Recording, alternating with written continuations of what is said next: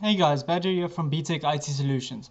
Today I'm going to quickly show you how to fix an error on .NET Framework. It's a root certificate error. I have found this on Framework 4.6, 4.7 and 4.8, as well as on Windows 7, 8 and 10.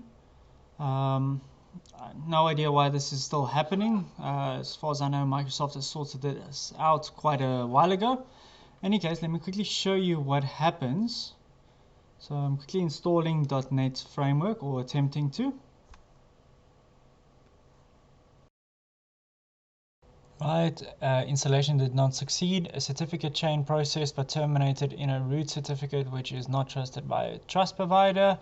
Okay, so we can close there, close the pop-up, get the link in the description and go and download that.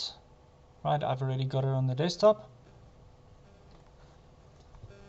Okay, so we open the file, click on next, click on browse, then click on the second option, which is trusted root certificates, certification authorities. Click OK, say next, finish, yes. I do want to install, import was successful.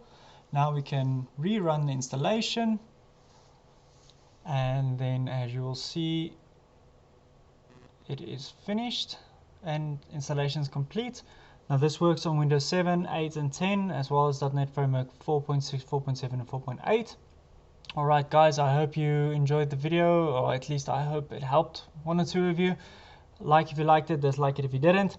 And then as always, I'll see you guys in the next video. Alright, bye!